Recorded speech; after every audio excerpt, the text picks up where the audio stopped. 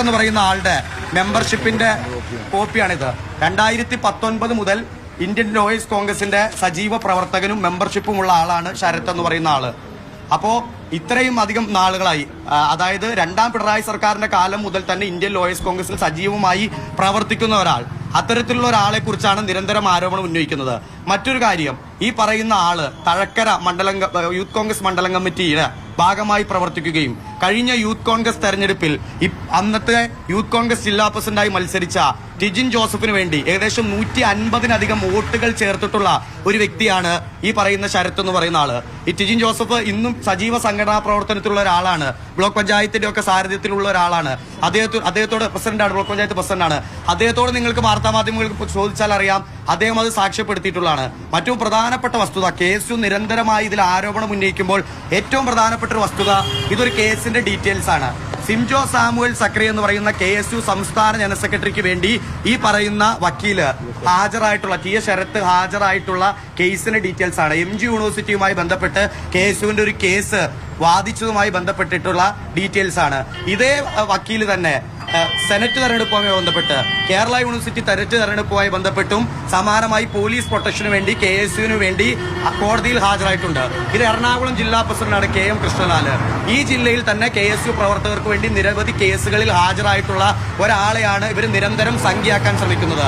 MG യൂണിവേഴ്സിറ്റിയുമായി ബന്ധപ്പെട്ട് സംസ്ഥാന general സെക്രട്ടറിക്ക് വേണ്ടി അടക്കം ഹാജരായിട്ടുള്ള വക്കീലിനെതിരെ നിരന്തരം KSUവിന്റെ ഉത്തരവാദിത്തപ്പെട്ട സ്ഥാനത്തിരിക്കുന്ന ആളുകൾ വാർത്ത കൊടുക്കുമ്പോൾ അത് എന്ത് താല്പര്യത്തിന്റെ പുറത്താണ്? ഇനി KSU സംസ്ഥാന പ്രസിഡന്റിനും ഈ ആരോപണം ഉന്നയിക്കുന്ന ആളുകൾക്കും അത്തരത്തിലൊരു കൺസേൺ ഉണ്ടെങ്കിൽ അത് ആദ്യം പറയേണ്ടത് എവിടെയാണ്?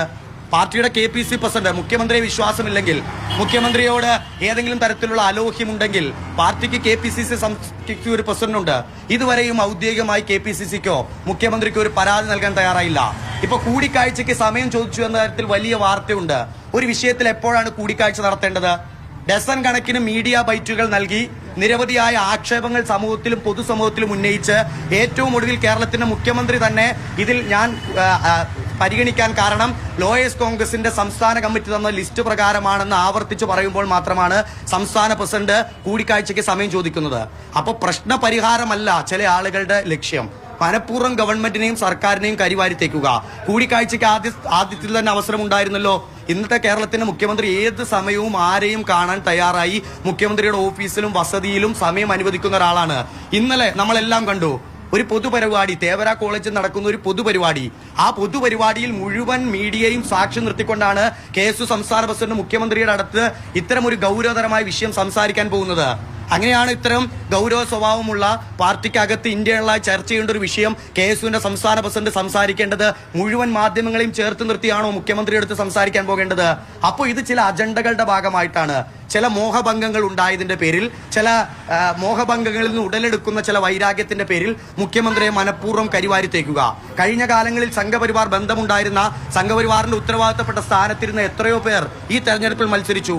CPM ആയിരുന്ന എത്രയോ പേർ മത്സരിച്ചു. അവരെ ആരെങ്കിലും ഇരിക്കരുതെയും ഏതെങ്കിലും തരത്തിലുള്ള പ്രതിഷേധം നമ്മൾ കണ്ടോ?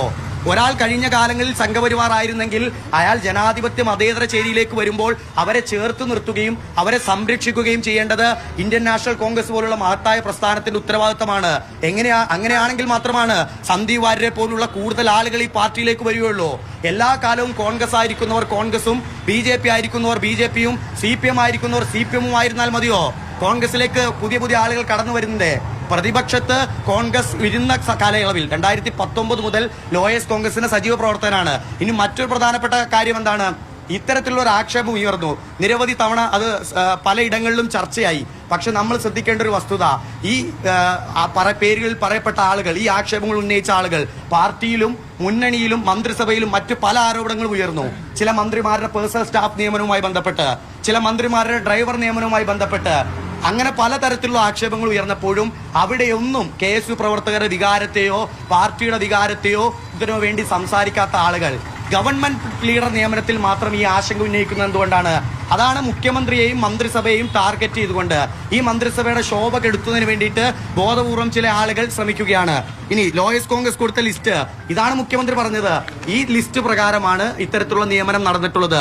ഈ നിയമനങ്ങളിൽ സ്വാഭാവികമായും പല തരത്തിലുള്ള ചർച്ചകൾ സ്വാഭാവികമായും നടന്നിട്ടുണ്ടാകും. പല ആളുകളും റെക്കമെൻഡ് ചെയ്തിട്ടുണ്ടാകും, പല നേതാക്കളുടെ ഭാഗത്തുനിന്നും റെക്കമെൻഡേഷൻ വന്നിട്ടുണ്ടാകും. അത്തരത്തിലുള്ള റെക്കമെൻഡേഷന്റെ ഭാഗമായിട്ടായിരിക്കും ഇത്തരത്തിലുള്ള ആളുകൾക്ക് നിയമനം കിട്ടിയത്. പക്ഷെ ആ നിയമനങ്ങളിലെ ആശങ്ക പാർട്ടി വേദിയിൽ പറയാനും കൃത്യമായി ഫോളോ അപ്പ് ചെയ്യാനും സാഹചര്യങ്ങൾ ഉണ്ടായിരിക്കെ സമൂഹ മാധ്യമങ്ങളിലൂടെ നിരന്തരമായി ഇത്തരം ആക്ഷേപങ്ങൾ ഉന്നയിക്കുന്നത് KSU പോലുള്ള വിശാലമായ ഒരു ജനാധിപത്യ മതേതര പ്രസ്ഥാനത്തിന് ചേർന്നല്ല.